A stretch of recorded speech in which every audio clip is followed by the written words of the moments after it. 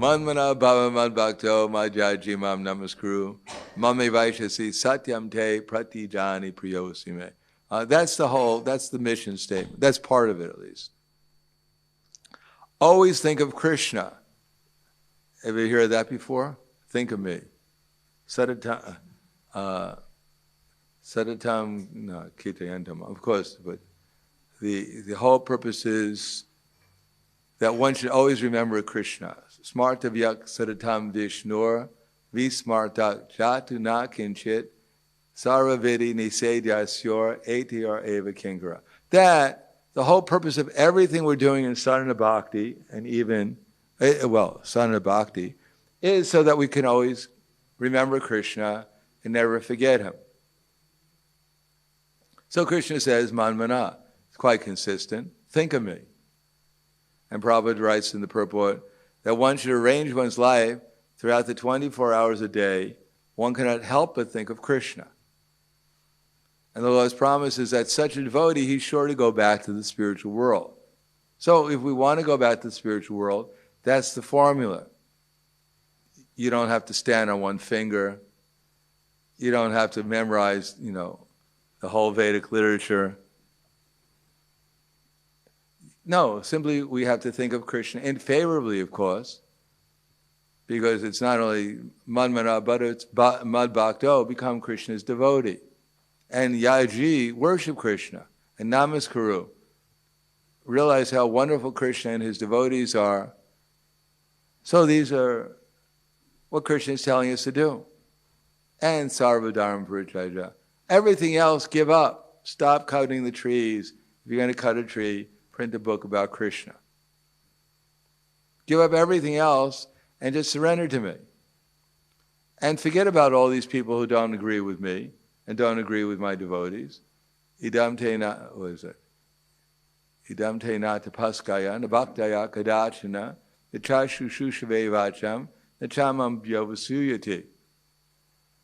Not my mother doesn't approve, my teacher doesn't approve, the internet doesn't approve, the president doesn't approve, so how can I do this? No, give up all this so-called people who are so-called authorities who are doing everything else except for becoming Krishna conscious. Don't follow them because they're blind. Naishamatis tavadurukramangreen. One who's actually surrendered to Krishna, who sees that the whole purpose of life is to focus one's consciousness upon Krishna and give one's love to him, follow those persons and set aside the other things. First of all, accept things favorably, hear about Krishna, and then give up the other things gradually. Try to give them up, the things that distract us from Krishna.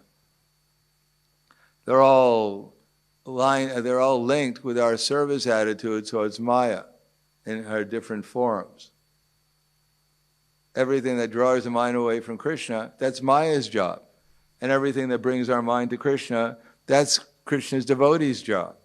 So if we want to become Krishna's devotee, then we have to try to fix our mind on Krishna and avoid things that are taking our minds away from Krishna. And to help us, as Prabhupada mentions here in the verse, there's the varnashram. So we don't reject varnashram.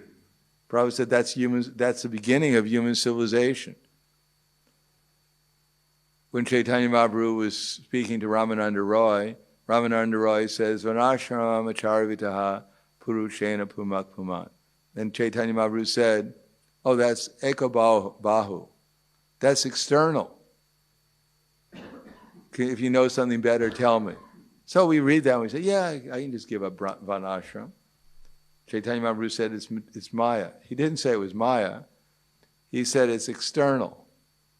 Chaitanya Mahaprabhu was on a different platform than we're on. He wasn't external. We're external. If we weren't external, we wouldn't think we're this body. And because we think we're this body, we have a tendency to get caught up in the desires of this body. Because we're external right now, to some extent. Therefore, Varnashram applies to us. But not to the extent we don't go through the whole process, because Ramananda Roy went from, first of all, after that, I believe he said, Brahma Bhuta Prasadman, Chaitanya Mahaprabhu said, it's external. Because he was going through karma yoga, jnana yoga, stanga yoga. He was going through that. Chaitanya Mahaprabhu wasn't interested in that because he was on a platform above that. And then, finally, Ramananda Roy quoted from Lord Brahma, Jnane priya samurupasta namanta eva jivanti sanmukaritam bhavadiya vartam stane sita shudigatam dhanuvang manobira ye priya sajita ditop taisilokyam. Lord Brahma said, Jnane priya, give up this tendency to speculation. In other words, give up the tendency to think that there's something other or better than Krishna to achieve. Jnane priya udapasta, and become submissive to the words of the great devotees. Cut out all the words of the materialists and simply become receptive in a humble way to the words of the great devotees. But then he says, stane stita. He didn't say give up your position, that men should become women and women should become men, and that will help us progress. Or there's no such thing as Brahminical culture. You know, the real culture is whatever we feel like, we do it. That's the culture. Modern society, you know, we don't want to disturb them, telling that they should be clean. The only reason why they want to be clean is they don't want to die from the virus, so they wash their hands. Probably the first, you know, they finally start washing their hands just for plain survival. Other kinds of cleanliness, they have no idea. They think cleanliness of the mind, that's very bad. These people are brainwashing these people. The Prabhupada said, we have this thankless task trying to brainwash people, but they have no brain. Their brains are filled with cow stool. So the more we wash, the dirtier it becomes. It's like trying to wash coal. You wash the coal, it's as black as when you started. So brainwashing means giving up lust, anger, greed, envy, madness, delusion. Who's prepared to give that up? That's what we have to give up. Because unless we give it up, we can't tell people how valuable it is to give these things up and accept Krishna consciousness.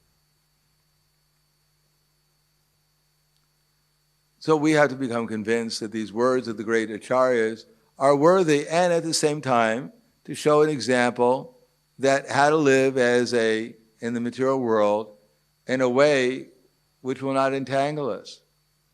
That much of varnashram so far we've accepted. Therefore, we actually see a difference between men and women. Otherwise, people will come and they'll take a picture of our temple and they say, what's wrong with these people? Why are the women on this side? And the men are on this side. Why aren't they together? You know, what are they discriminating against the women for? Or discriminating maybe against the men? Why are the women on the left side? Maybe, you know, and the men on the right. Maybe the men should be on the left and the women should be on the right. Or maybe they should switch every other day. Why this discrimination? They'll find something to become disturbed about. Why are the men not embracing the women? They don't like them? So they think that their standard of sense gratification is actual reality. And if we accept their standard, then we can't follow varnashram. Even in the other religions, if someone is celibate, they think, well, this is very bad. They're psychologically warped. Of course, practically speaking, there's no religion except for us where they're actually really trying to be celibate. But they have to understand how to become celibate. If you're eating meat and reading all kinds of nonsense literature, how can you possibly be celibate for your whole life? It's not possible. Maya will drag you, your senses will drag you away, as well as your mind. People don't like that. They have a taste for sense gratification, and at least, especially the demons, may become disturbed when they see that there's actually some culture being propagated. Now, they're very happy if the Hare Krishna movement disappears. As a matter of fact, they're happy because, you know, now we become a cult. We're not a cult. We're a sect, but we're not dangerous anymore because we're not doing anything. We're not influencing society. Society is going on. The young people are going on the way they were. They're going to hell, and the Hare Krishna movement's waving them on. Go ahead. Wishing them well. We love you all. We don't want to agitate your minds and be fanatic, you know. We're normal now. We're a normal sect. We're the friendly sect. Just a few of us, you know, people, we believe in a few principles, theoretically. Well, we don't want to tell you about them and disturb your mind. We just try and secretly follow them. No, actually, it's just like a Gurukul. Sometimes even the devotees, they say, oh, no, you should send your child to the regular school. That way he'll get when he grows up, he can make a valid choice, whether he wants to become a demon or a devotee. But we never hear the non-devotees saying to each other, no, you should send your child to Gurukul. So when he grows up, he can decide whether he wants to become a demon or a devotee. They don't have such a philosophy, but we have this philosophy. Train them up as a good demon, and if they want to become a devotee later on, then good luck. Then they got to spend the rest of their lives trying to forget all the nonsense they learned.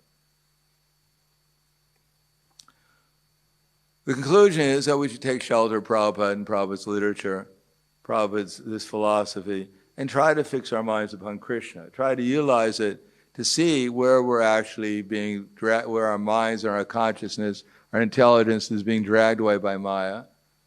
And pray to Krishna, pray to our acharyas, pray to the devotees, try to do something practical so that we give up gradually these unwanted habits and ideas, so that we cease being dragged away by the illusory energy, and gradually we can focus our consciousness upon Krishna, upon Krishna's service, upon Krishna's mission.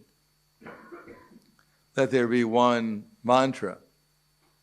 Prabhupada writes at the end of Bhagavad Gita, a Hare Krishna mantra. Let there be one scripture, Bhagavad Gita. Let there be one God, Krishna. Then say, well, do your own thing, and if you like, you become a devotee, but, we don't want to be too fanatic, so, do your own thing, and when you get tired of it, then try out Hare Krishna. If you don't like it, then go back doing your own thing. No, this focus. Tivrena bhakti yogena yajeta purusha para. Tivrena, then it actually, when we're focused, it actually has an effect. The light is diffused everywhere, it has no effect. If you focus it on one point, then it can burn a hole in anything, even metal.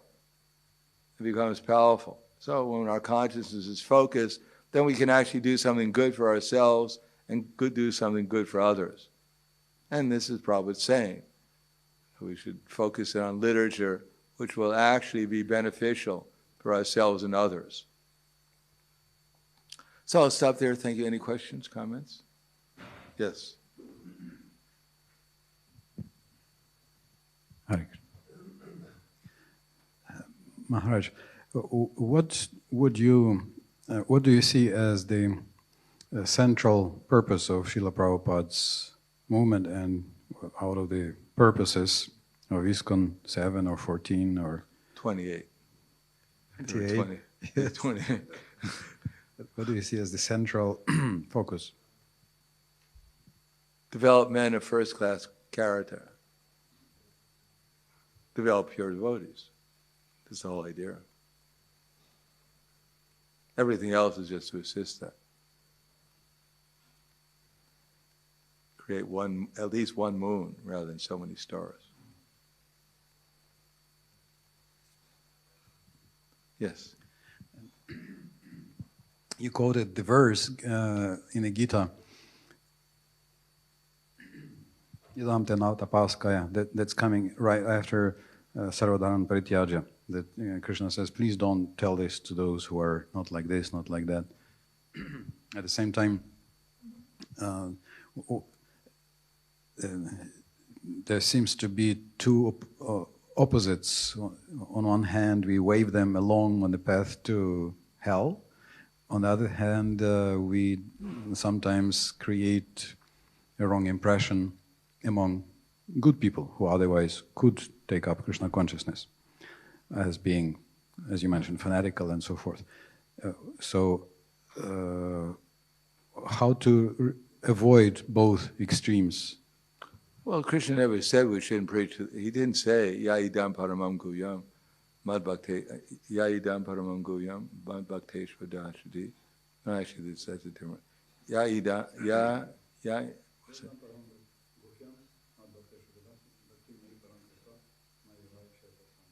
Yeah, but that's, I'm thinking, idam te na tapaskaya. That's what you're referring to. Yeah, but Krishna didn't say we shouldn't preach to them. He said we shouldn't tell them the most confidential knowledge. So we should tell them, we should preach to them. So one day they could become devotee, and then we can tell them the most confidential part of the knowledge. But he didn't say not to preach to them. He said preach to the devotees, but we should make people devotees, so then we can preach to them. We can tell them this knowledge. There are 3 different levels of confidential knowledge. There's knowledge of the soul, we should tell everyone that. There's knowledge of the super soul, we can tell everyone who understands the knowledge of the soul about the super soul. And for those who know both of them, we can tell them about Krishna eventually. Thank you, Maharaj. Yes. Hare Krishna Maharaj, thank you for the lecture. I got a question from a devotee today about yesterday topics when we were discussing about offering milk to Krishna. The devotee has a concern like that this milk that we are using from cows who are not protected or who are not Surabhi cows, that is not good. It has a lot of things like how I say, hormones. Antibiotics and hormones and these kind of things. What is the quality of this milk actually, or what is the value of this milk offering to Krishna? This was like his question about. Well, tell me what food in this age is perfect, which is not grown by karmis that we're eating, which is not has some genetically modified element, is not sprayed with herbicides, insecticides, pesticides, peoplecides. Tell me what food is pure in this age that you can offer to Krishna, who's grown in Vaikuntha. Everything is contaminated in this age. Yeah, so it's like we just have to follow and try to do our best and... Yeah, we shouldn't do our worst.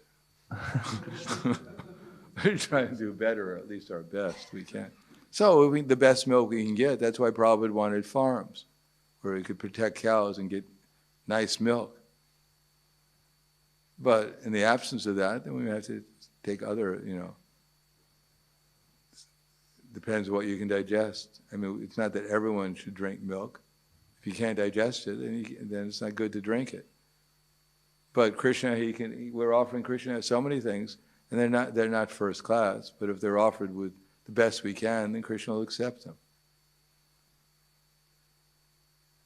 But that doesn't mean that if something's indigestible to us, then we should eat what's digestible.